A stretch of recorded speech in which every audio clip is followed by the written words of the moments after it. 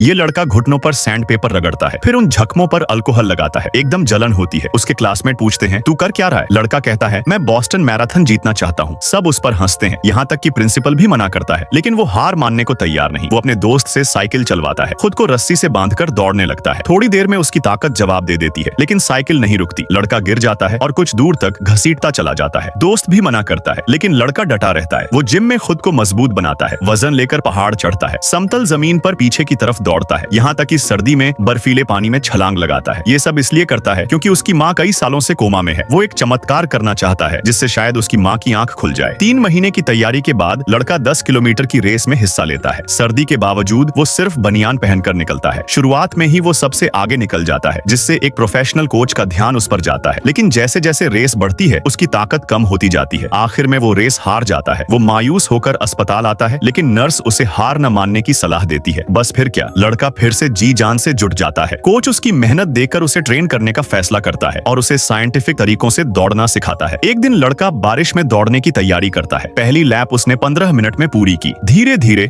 उसकी रफ्तार कम हो रही थी, जिससे कोच को लगा वो हार मान लेगा, लेकिन लड़का रुकता नहीं। वो लगातार दौड़ता रहा और आखिरी लैप 5 मिनट में पूरी करता है। कोच हैरान रह जाता है कि ये कैसे हुआ। हर चीज जो लड़का कर रहा था सिर्फ अपनी माँ के लिए। एक दिन वो माँ के सामने बैठकर दिल से प्रार्थना करता है और फिर बॉस्टन की ट्रेन पकड़ लेता है। मैराथन शुरू होती है और लड़का शुरुआत से ही सबसे आगे रहता है। कोच स्टेडियम में उसका हौसला बढ़ा रहा है। बीच में लड़का दूसरे नंबर पर आ जाता है, लेकिन जैसे ही कोई उसे पीछे छोड़ता है, वो फिर से पकड़ लेता है। आखिरी 200 मीटर बाकी हैं। अब सिर्फ 2 ही लोग दौड़ रहे हैं। स्कूल के सारे बच्चे उसका नाम चिल्ला रहे हैं। सबको एक चमत्कार की उम्मीद है और आखिरकार लड़का फिनिश लाइन पार कर लेता है। वो अस्पताल आता है और मेडल अपनी माँ के हाथ में रखता है और अगले ही पल एक चमत्कार सच में हो जाता है।